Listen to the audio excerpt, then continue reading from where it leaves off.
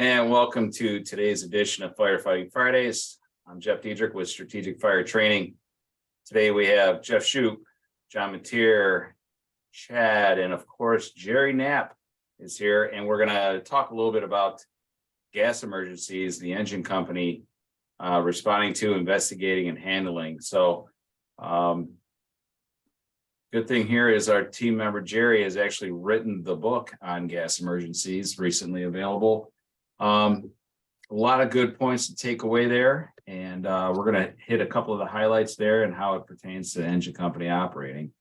One of the biggest themes that run through the book is there are no routine gas emergencies. So these things can go from mild to wild real quick.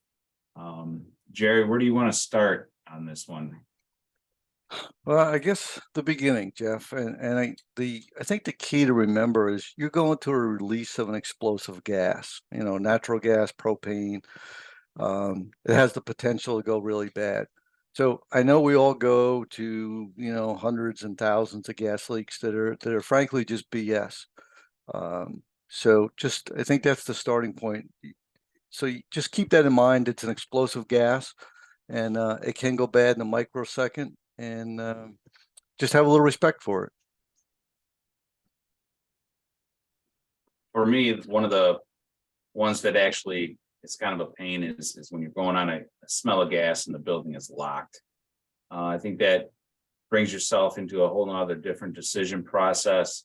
What are some of the tricks of the trade for the engine company investigating smell of gas in a locked structure? Let's just say a house. Let's start easy. Residential. Sure. Neighbor calls, it smells like gas next door.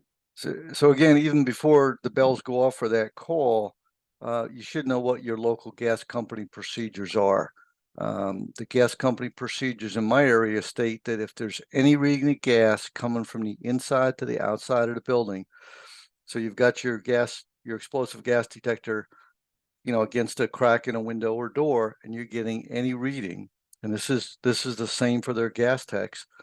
Their procedure is a tactical withdrawal and wait, remotely shut off gas and electric and wait for the building to vent down. Now, I do this gas class all across the country, and everybody, as firefighters, we have our fire hat on, and we say, hey, we've got to do a search of that building. And then, I say, have you ever heard of anybody asphyxiated by natural gas? And 100% of the time, everybody says no. Except I was in South Dakota, and a fellow went, yeah, I've heard of it. And I said, well, okay, let's hear it. He said, well, Elmer went in the manure pit, and he never came out, and it was the gas that got him. So now I have to say, besides the manure pit, has anybody ever heard of anybody being asphyxiated by natural gas? Obviously, it's very possible that the natural gas can push away the oxygen. As we know, people can get asphyxiated. But that doesn't happen, and here's the reason why. A healthy human can smell natural gas at actually less than 1 part per million. What's a part per million? Is a 1/16 of an inch to a mile. So a mile here from wherever you are is 1 million parts per million. 1 part per million is a 1/16 of an inch in that journey. So we smell it, or the civilians smell it, and we get the call way below the flammable range, hopefully most of the time. And the other thing is the odor in natural gas makes people sick at a couple of parts per million. So they self-evacuate. So our fire hat says, hey, we got to do a search like it was a fire condition. It's not a fire condition. It's more of a hazmat call. So it's kind of a little different strategy. Yeah. Well, things get a little even more tedious to decide through the decision tree when you're working in a multiple dwelling where you smell gas. So you got to know your first due and know these buildings that have gas appliances or a gas-fired utility in their apartments, or do they have a bank utility room? Mm-hmm. At what point you have to make a decision? Can I evacuate this building, or can I handle the problem? Mm-hmm. If you see the problem in front of you, obviously you address it. But if it's something you can't handle, what are your options? There's a couple of things. I think you bring up a good point. First, the the apartment building or the multiple dwelling is different than the single family dwelling that may be separated by 50 or 100 feet or 100 acres. So if I'm in an apartment building and I have a gas leak in my apartment, you know, Chad in the next apartment is probably going to smell it and call the fire department. Again, hopefully way below the flammable range, which for natural gas is 5% gas in the air to 15. That's the LEL and UEL. So we're getting that early warning, and it's kind of good for obvious reasons, but it's kind of bad. Sends us, the fire department, to all these, you know, let's call them what they are, bullshit gas call. You know, we've opened to thousands of them. So I think forcing a door on an apartment building is different than forcing a door on a separate private dwelling. We were very fortunate when we were writing the book and developing the training program. We got to work with John Buckheit from FDNY, and John was a deputy chief, and he was rewriting FDNY's SOP. And to answer your question, Jeff, he came up with a thing. He calls it I forget the exact terminology right now. It's like a rapid search, a sweeping search, I think is what he called it. And it's, you're knocking on the door, you're going, fire department, gas leak, got to get out of the building. You're not forcing doors, you're not stopping to argue. You're trying to save as many lives as you can. And for your fire department, you got to set a certain level. When your gas detector hits whatever level it is, even the fire guy's got to come out. So kind of a very rare situation, we really hope, Jeff. Yeah. So for historical perspective, what's some of the training that used to come down to the fire service 20, 30, 40 years ago? What were some of the things that you were told as a youngster about gas leaks? Was there anything? We really didn't get a whole lot of training. It's only like in New York, the statutory requirement for training is not even one complete sentence in the gas regulations. It's a fragment of a sentence, and essentially gives us awareness level training.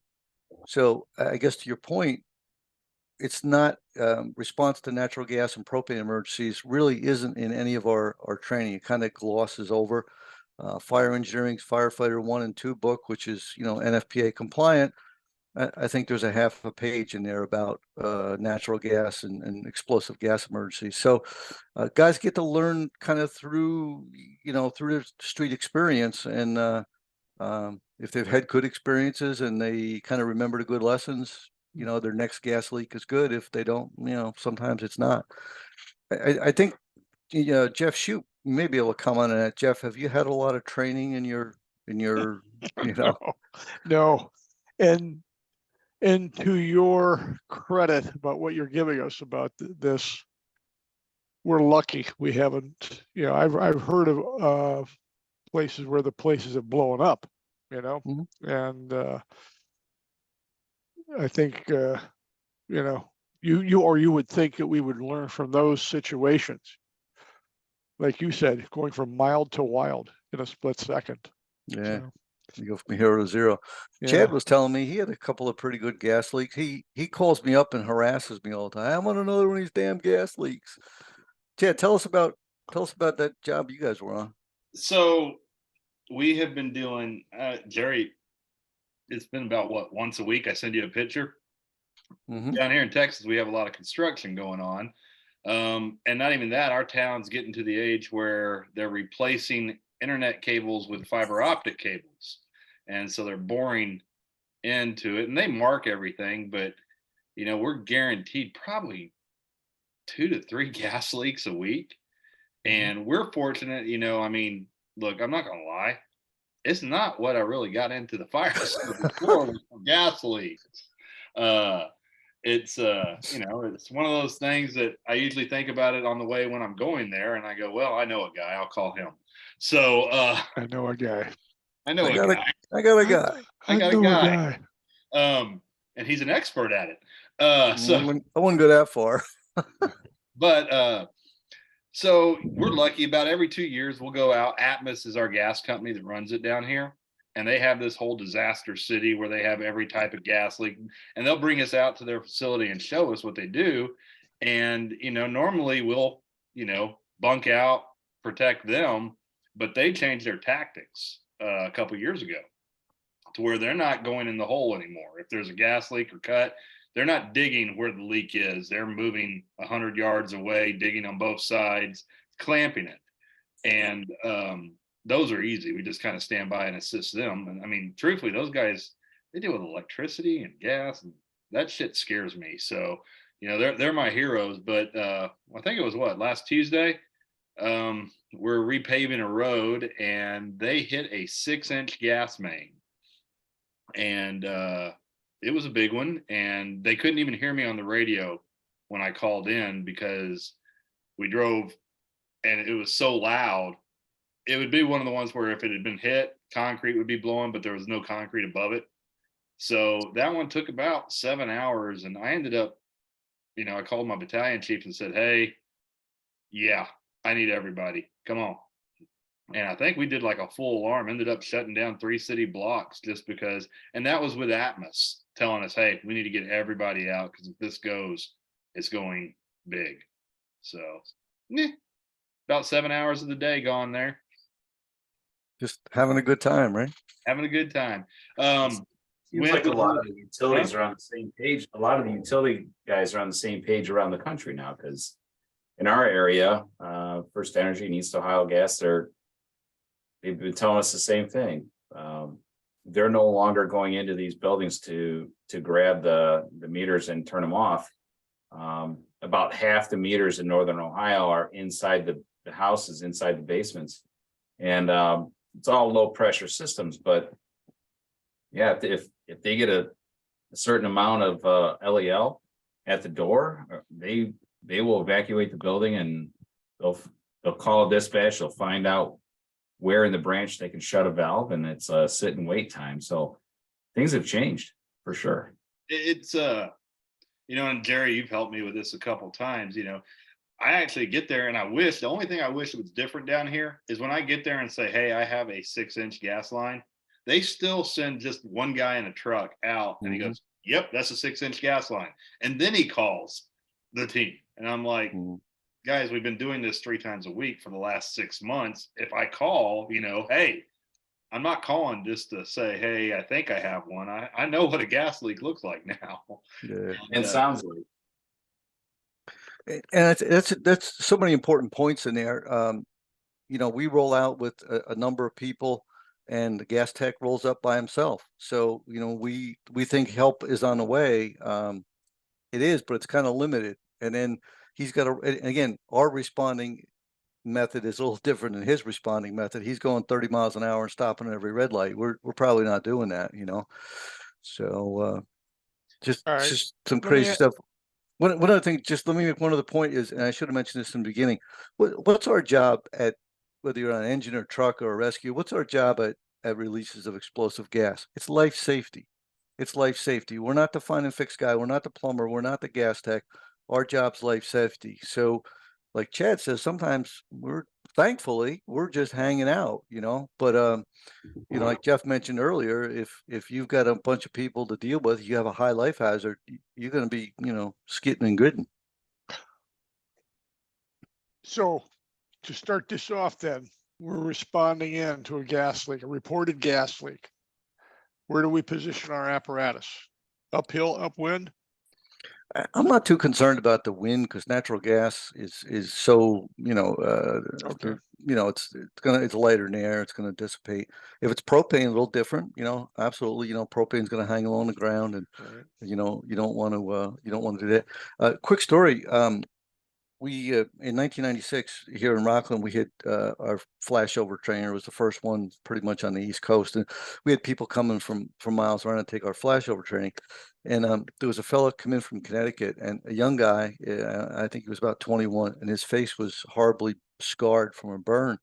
And I got to know him through the day, and I finally asked him. I said, "If you don't mind me asking, what happened?" He went to a gas leak, and they pulled up next to a storm drain. And he said, "Jerry, I didn't even get out of the jump seat, and the fire came roaring out of that storm drain and just fried him." So parking is important. I got to tell you, Jeff, I do this class all around the country, and I got a lot of departments telling me they pull right up in front. Yeah. And we coined the term, call it the kill box, and just like the collapse zone, please don't park in front of the building. You know, if things go bad, debris is going to be flying, and it's not going to be good Yeah. for anybody. Good point. You know, fortunately for us, most of the time, if we have a gas leak, it's a construction crew that hit it. Mhm. And so we'll see them. And then we usually just block the street right there and stay at Mhm. the end of the street. Yeah, I mean, what's your job? Life safety. So you're doing Yeah. the right thing, So we talked about contractors. That's the leading cause of gas leaks. About it's called third-party damage. I think it's somewhere around 30 or 40% of the gas leaks we go to will be third-party damage. There's a lot of underground boring devices, directional boring devices, and they're not as directional as we think. There's been 3 instances of communications companies pulling communication line using underground boring devices, hitting the gas pipe. One was a line of duty death in Sun Prairie, Wisconsin. One was my scenario, and I forget where the other one was. But so if they're using underground boring devices for whatever reason, or they're digging, either keep a close eye on them or stay way the hell away, one or the other. Don't dangerous business. One of the things I learned, Jerry, and all of ours are done by that third party contractor, and they'll have the gas company come out and mark where the lines are. Now the boring, that's what gets most of ours. But what I realized, I think it was last summer, we were having one in a neighborhood, they were putting fiber optics in, and they'd get there and they couldn't find the lines. Well, I don't know about up north, but our ground shifts a lot down here. And they mark them, and they give them almost 1.5 feet on each side of the mark of, hey, it could be anywhere in this area, even though this mark, they have the little flags. You get like a 2-foot buffer on each side. And Yeah, that's I mean, think about it. You're trying to find a pipe on the ground you can't see, so they're doing the best they can. And I think those markouts may be on each side because that's where the hand digging is supposed to go. But yeah, it's pretty. Markouts are kind of iffy, for sure. I mean, I had one where they found it under the sidewalk because I guess they're using flexible pipe, and it was getting pushed as our ground shifted down here. Yeah, we started this off talking about, okay, we're pulling on a scene. There ought to be a whole lot done before you pull up on the scene of a gas leak. One, you ought to know the pressures in your system. You ought to know where the mains are. And in New York, if we call the gas company and say, hey, we want to get training, they are required by law, and I think it's pretty much the same, throughout the country. They are required to train you. In North Jersey, I've been doing a lot of training down there, and they're putting new gas lines in, and a lot of excavations going on. I told the chiefs, I go, look, call up the gas company, hook up with them, and go look in some of these holes, go look at what they're doing, and ask them questions, and just get familiar with your gas system.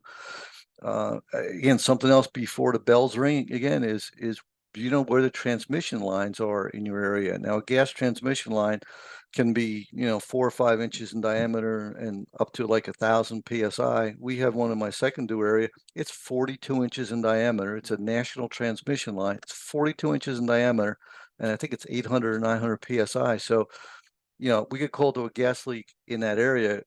We're going, holy crap, before we leave the station, hoping it's not a gas, a transmission line. So you really got to have your ducks in a row beforehand. We just can't go there and go, well, let's see if we can figure this out. Probably not a good strategy, So I'd like to get in here. Jeff, I move remember your when mic I a was little on- bit. There you go. Okay, all right. So I remember when I was on the job, early '80s or mid '80s, we were reported a gas leak. Exactly what you were talking about. In this old neighborhood, the contractors came in and demolished the house. They were clearing the lot off, and apparently they hit the gas pipe that goes into the front of the house next door that was still there. Ruptured the pipe or scarred the pipe to where it's leaking in the house. So we get the call in the afternoon. We go down there, not thinking about where to position apparatus. 2 crews of guys, we run into this place, and the gas, as you mentioned earlier, you're going up in the front porch, you've got the smell of gas, and we're running right in. Well, in the certain neighborhoods, look, when the people see the firemen going in the house and there's no fire, what do the neighbors do? They get on the phone and they start calling that house. Hey, what's going on? You know, and it's like, you know, could that be an ignition source? Okay. And the house, like I said, you smell the gas when you're on the porch going up the stairs into the place. So you know you've got a good concentration. What it is, we didn't have metering to deal with back then. Okay. So that was accidental. John, what we saw back in, you know, from 11's neighborhood, so forth, and we started hearing about this, many other cities, to get rid of a house real quick, they were going in and sawing the meter off the wall. And Jeff pointed out, we're dealing with the low pressure systems, you know, and then they put the meters in the basements. Usually it's on the front wall of the basement that is on the street side. So here you have this pipe cut off right flush with the basement wall, no meter. And I know one morning we pulled up, and in that time from the 80s to this time, which is the 2000s, the truck was required to sit back. I don't know if they still require that, John.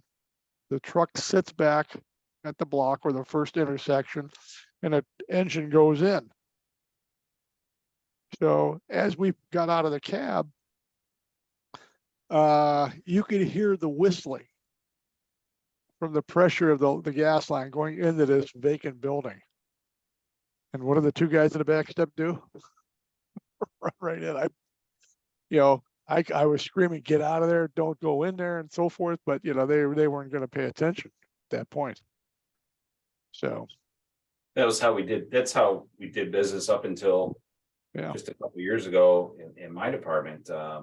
After, you know, paying attention to Jerry's lessons and reading his book and bringing the information to the brass in my organization, I was like, listen, we're clearly been getting lucky for all these years. Like, the time is coming. We need to, so we reached out to our gas supplier in the area.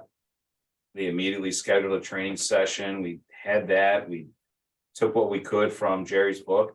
We came up with a game plan now, and yeah, a lot of it seems almost too safe, because it's nothing like what we used to do. We used to just put your SCBA on, go in the basement, turn off the meter. That's how we did it. And now it's more like, well, we're gonna use our metering devices, and if we have a certain number, then we're gonna do exactly what the gas company would do, which is back away and evacuate the area and wait. So, you know, you say you think the experts are coming, and like Chad said, you'll get one guy in a truck unless it's an obvious disaster. And then at that point, they do exactly that now. They bump their meter, they go in, they don't get anything, they keep moving in. The moment they get too much, they evacuate. And then they start looking at the map, trying to figure out where they're going to turn the valve. So if we're not the plumbers or we're not the fixers, then don't be one of those two things. You know, do the life safety you're protecting, maybe you and your crew. Yeah, life safety is life safety. I mean, we take a reasonable risk for civilians, and we should, but why risk ourselves for no particular reason? You know, Jeff, I think, is being a little humble. He was able to help rewrite the gas SOP for his department, and I had the privilege of looking at that. And Jeff, you've turned that department around from, like you said, just, well, we'll wing it and hope our luck holds out, to you have a solid game plan, a solid SOP. I think you said it's based on local utility procedures. Again, that's something we ought to be doing before the bells ring, is we ought to have the utility procedures in our hands. Now, we're not going to be doing things like bar hole and that kind of thing, but you know, we're all there for the same thing. So our procedures should be similar. If your gas company won't give them to you, they are public documents. You can foil them. And I had to do that in New York, and 2 hours after I dropped the FOIL report, I had all the electronic copies of the SOP. Somebody mentioned it about the gas tech rolling in. In 2012, I was almost killed at a gas explosion, and it was because the gas tech, there was actually 2 gas techs on the scene. They violated their procedures. So I think another important point here everybody's kind of talking about is we think those guys are the experts, and I'm not telling you to be disrespectful to them or not pay attention to them, but if you do what they tell you to do, you are trusting your life and the lives of your crew members to that person. Is their meter calibrated? Have they just come on as a gas guy? How good training do they have? Do they know what they're doing? So it's like President Reagan said, it's a trust but verify. Yeah, for sure. John, have you been involved in any of the home explosions in Cleveland in the recent years? It seems like there's been a rash of them in the last 7-8 years or so. Oh, yeah. Yeah, no, it's been a while since I had one. I mean, I think Shupe was still on the last time I had one. Okay. Yeah, we got there in the house with just toothpicks at that point, and you know, flames shooting out from the gas where the gas meter used to be, and that was it. But no, I haven't had any. Along the lines of what we used to do, and Jeff's right, man. I remember pulling up and 8 guys, 10 guys on the front porch. Chief saying, "Hey, hurry up, guys! Let's get back. The ball game's on." And prying the window open and us crawling in and shutting off a gas meter. Yeah, Well, probably not the best thing to do there, but there was no plan. there was a plan. The ball game was on. Let's get back as soon as we can. I wouldn't call it a plan. I'd call it urgency. So there's some new toys on the market. This is a laser-based gas detector. I think it's a game changer. It's going to be the equivalent of a thermal imager. We're seeing these come out in the fire service. Again, this is something we learned from Deputy Chief Buckheit, the R&D folks in FDNY. This is a great size-up tool. It's handheld, as you can see. It shoots a laser that's tuned to natural gas. It has a 100-foot range. It works through glass. So if you do have a locked building and you're concerned that there may be gas in there, this will tell you, is there none? Is there little? Is there a lot? It's very reliable. It only detects natural gas. It does not do propane or any other flammables, but it's a great size up tool. And especially, you know, we're rolling out with low manpower and you don't have time or meters to put people in 4 or 5 different buildings or monitor the subsurface structures, you know, sanitary or storm sewers. You can point this laser around and get your strategy and tactics going, you know, based on a solid size up. Yeah. All right. So I guess as an initial engine company, let's try and recap. You know, you should know your neighborhood. You should know your utility company's playbook. Mm-hmm. You should also know that if you're dealing with anything other than low pressure, haphazardly turning valves can make things exponentially worse, causing a chain reaction where you're going to cause a burst further up the line somewhere. So anything other than low pressure, I mean, you should not be turning those anyways, unless you have the direction or the expertise of the utility company doing that. Yeah, you don't want to be turning street valves. I know a lot of fire departments have keys for the curb boxes for the individual occupancies, but Really? yeah, we had one years ago, and then utility got crazy, and so like you can't do any of that. Right. But Jeff, you're right. You definitely do not want to be turning, especially street valves. You just blow the system up. But you just don't know enough for that. So, which I think is another point. My experience has been it takes the utility probably close to 2 hours to find the right valves and get this thing, you know, mitigated. So, like Chad says, plan on being on the scene for a couple hours. If you have to rotate guys in and out, you got bad weather or whatever it might be. This is not a one. It can be real easy. I mean, if it's a crack line behind a crack flex line behind the stove or the pilot lights on, sure, you're going to be in and out in a hurry. But there's a potential that you're going to own this situation for an hour or 2 or maybe even longer. Yeah, or 7, right, Chad? Yeah.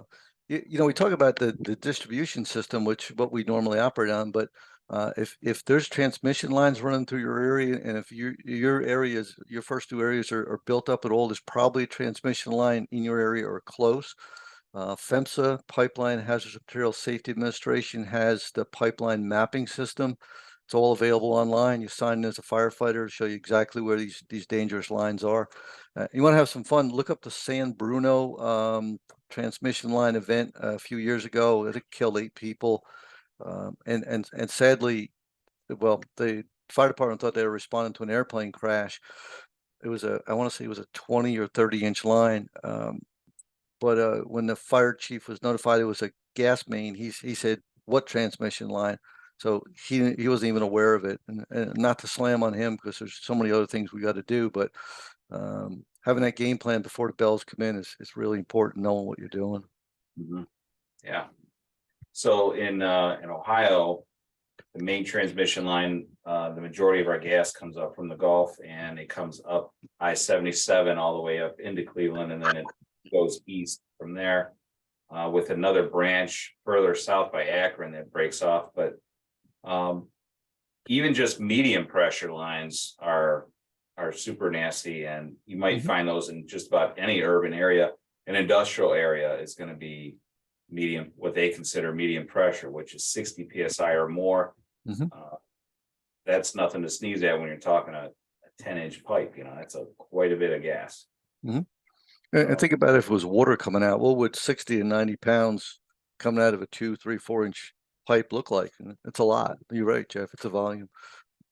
So some of the things that can go further is beyond the disaster. Like, you're responding to a house that has exploded.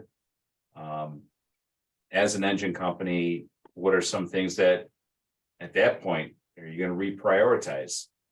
Are you really going to be putting out a lot of fire? Maybe not.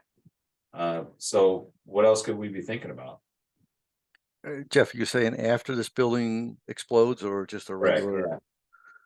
Yeah, good point. And something I learned the hard way. We had this building explosion, and my captain was injured pretty badly, and I helped put him on the backboard and got him stabilized, to take him to the ambulance. I did it right in front of the building that blew up, never thinking that if that building blew up, these were row houses, so obviously they're very close. So never thinking that this building blew up, could the next one blow and spear us with a 2x4 or 2x8 or whatever it might be. So yeah, again, size up. What do we think is going to happen next? I know a lot of departments, obviously before an explosion, but a lot of departments stretch a hose line. I'm not sure there's a whole lot of value to that. You're not going to stop the explosion. I mean, that's a call your department's got to make, again, before the bells come in for this call. But it's an option. It's an option. Yeah. So one of the things we added to our process is, if there is an explosion, is we need to get the hazardous materials team en route, because they've got all the air monitoring equipment to help us map this zone, fairly quickly. And then the other part is call in the tech rescue guys, because you've had a building come apart. There's probably adjoining buildings that are unstable. So get the experts in there that can size up a building that has been structurally damaged. Not to mention that if it comes to the point where you got to sift through debris to do a search, again, you want the people that have that kind of training level where they can work a pile a little more effectively than those of us just coming off the tailboard of a fire engine. So yeah, I think it goes back to when you're sizing up a gas leak, and we were talking before about the engine company coming on scene. One of the things I think you should have in your mind is this a major incident, or is it a minor incident? So as you come up on scene and you're thinking, well, is it major, is it minor? Your size up is going to tell you which it is. And Jeff, you get to a good point that, hey, this thing is really bigger than a breadbasket. We better be calling help and know when to call for help. Kind of on the larger, the major incident, the utilities fear the outside odor of gas. And I always thought, well, that's kind of strange. You know, it's not in the buildings. It's just coming out in the air. It's not a big deal. It is a big deal, an outside odor of gas, because we don't know where it's coming from, but more importantly, we don't know where it's going to. So let's say you get an odor of gas in front of 3 Main Street, all right?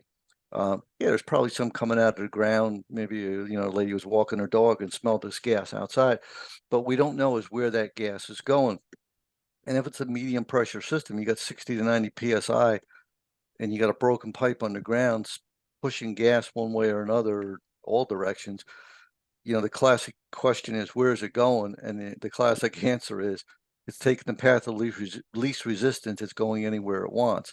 It may get into a sewer pipe, and have access to all the buildings, especially if there's not like a wet trap in each building or some non-compliant plumbing.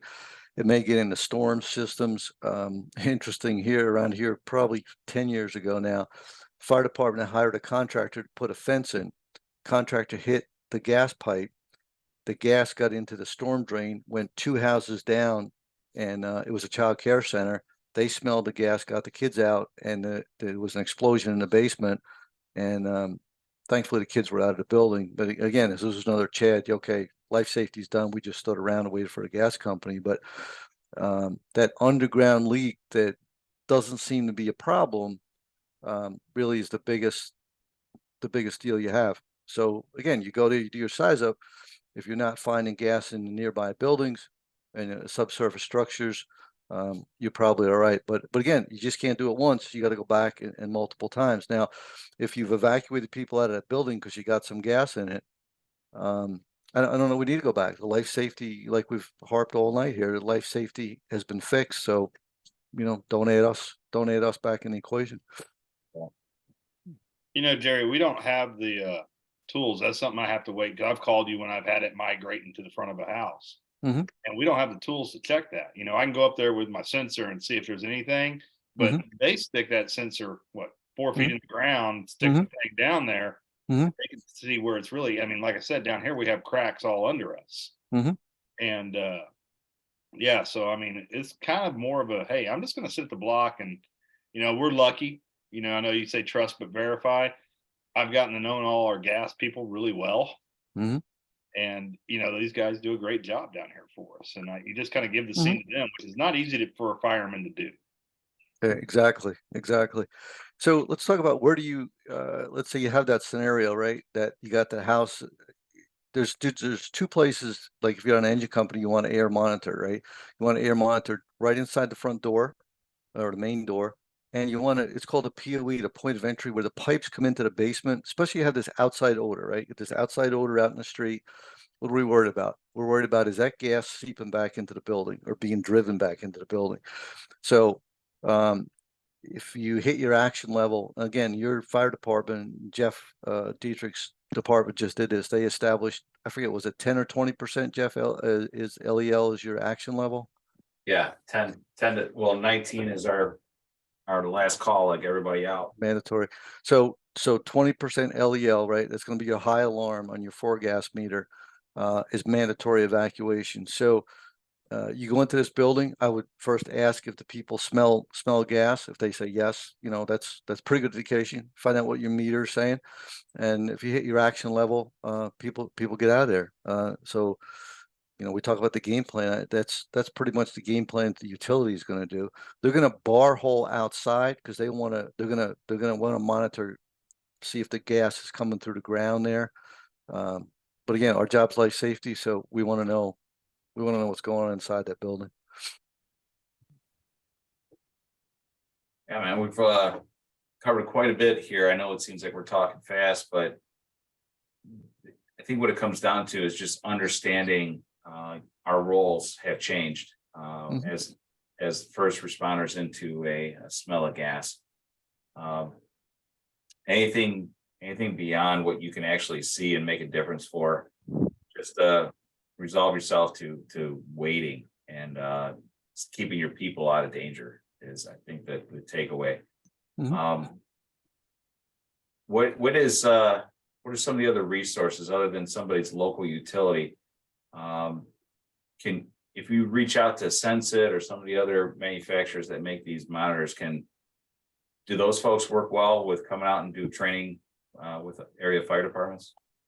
They do. We come out and do a 3-hour training program for you, kind of a lot of lessons learned, share some of the industry standards with you, not standards, but best practices, and just improve your SOP and improve your life safety,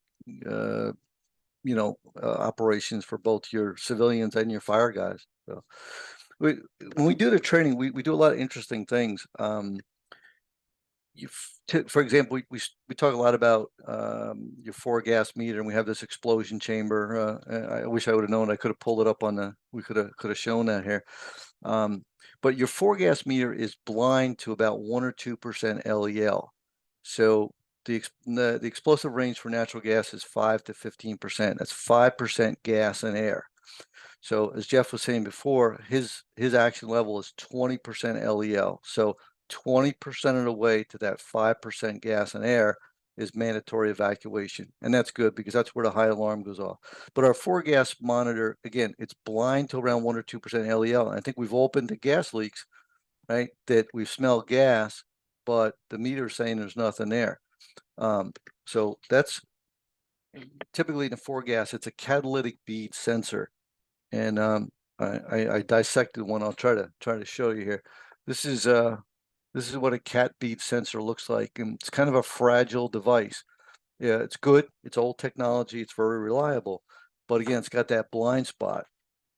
So I would recommend you think about an explosive gas detector, and you see this has got a pretty long wand on it, right? And the sensor that's in the tip here is different than that catalytic bead sensor I just showed you. This is a metal oxide sensor, and it's going to get down to below 10 parts per million. So around where people are smelling it, at that level, this instrument's going to pick it up. And this particular one switches from percent LEL to from parts per million to percent LEL. So if you want to keep your 4-gas monitor, I mean, that's great, but pair it up with an explosive gas detector. These are pretty cheap. They're like $500. The sensor in the tip is $50, and about every 5 years it needs to be replaced. It'll do other things. It'll do refrigerants. It'll do other flammables. It'll do halons, and there's about a dozen other things it'll do. But we're talking instruments. What's important is this is made for clean, dry areas. So this instrument will false alarm for moisture. So like if you put it near a hot water tap, it's gonna tell you you're getting a reading. Obviously there's nothing flammable there. It's the moisture, it's the cross sensitivity. So and dust will do the same thing with it. So no matter what instrument you have, you gotta know the weaknesses of it, or I shouldn't say the weaknesses, but the cross sensitivities and when and where to use it. As you can see, there's a wand here. So if I'm looking for natural gas, I can monitor up. If I'm looking for propane, I can monitor down. So yeah, we can come out and do a training session for you. And Jeff, we're gonna get out to you, Jeff. I'm telling you. We'll get there. Sooner or later. Sooner or later. It's important to make a note. I mean, in these scenarios, you live and die literally by your instruments, and you got to understand what you're looking at when you look at those instruments. Mm-hmm. Some of the utility companies, they measure gas percent of volume, and we're looking at LEL, which is not percent per volume, right? So yeah, it's important that you understand the difference in what you're looking at versus what the utility company is going to measure. So this can really get into an egghead fest. So let's not do that to everybody that's trying to listen today. Any other takeaways, guys? Some experience you want to share? We'd like to hear it. I think that Jerry's experience, everybody should just, 1, get the book, and 2, if you see him at FDIC, take the class. You'd be surprised what you pick up. They'll sign the book for you. Yeah. Yeah, if I have to. Yeah, thanks for the plug. I'm doing FDIC. I think it's Wednesday morning, so I'll be happy to see you in class and share a little bit of what we learned the hard way, so you don't have to. So, Yeah. and Mr. Shupe is teaching Thursday. The afternoon, 3 o'clock. Yeah. So yeah, that's a really good class. Don't come to the gas class. Well, I'm a day after you. Take them both. There you go. There you Take go. them both. Yeah. Yeah, a lot of stuff to talk about it, and we can't do it all in a few minutes here, Yeah. but Yeah. reach out to me, give me a call, send me an email, anything I can do to help you. I'm happy to do that. So prevent again, my scenario was almost a double line of duty death, and if we can prevent that, boy, that's that makes me feel really good. Yeah. Yeah. Thank God for that, huh? Jeez. Yeah, All right, they do. John, anything you want to add on this before we move around? No, I think I'm good. All right, Chad, what do you got? I think we've already discussed it. I mean, we're so used to normally, even on this show, we talk about being aggressive and getting in. And in this case, you stop and slow down and don't go in most of the time. Yeah. It's like Jerry said, when you hear gas emergency, or it's really too late to start thinking about what you're going to do at that point. You have to have a plan. That's it for sure. Hey, Jeff. Only from I guess you call it a strategic and tactical standpoint. And that is, we were discussing earlier, but we really didn't get into it, was having hose lines laid out just in case. And I know, when you see pictures, by the way, Jerry, was that Sun Prairie, Wisconsin, where they had the explosion? Mm-hmm. Man, that you talk about sobering footage. Mm-hmm. I watched that thing over and over again. They got the car, whether it was a dashboard camera or something like that, Mhm. and you're seeing the response go in and so forth, in its little downtown area, and all of a sudden, boom, okay. And there was no time to react. Mm. So in a situation like that, again, we talk about positioning of apparatus. Get it away from the building. Don't let the ignition source be your apparatus. If it's that build up or whatever, that the gas is now coming outside. But the other thing is, getting a deck gun positioned. I remember reading, I think it was in Brooklyn or somewhere like that, where they had the building, it blew up, and of course everything came down.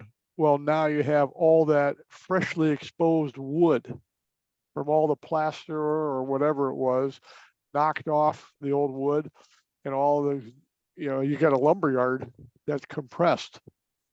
So you need hose lines, and because it's going to happen. Firemen are going to start crawling on it, and if somebody gets in trouble and they can't get out for whatever reason, you need to have those lines in position.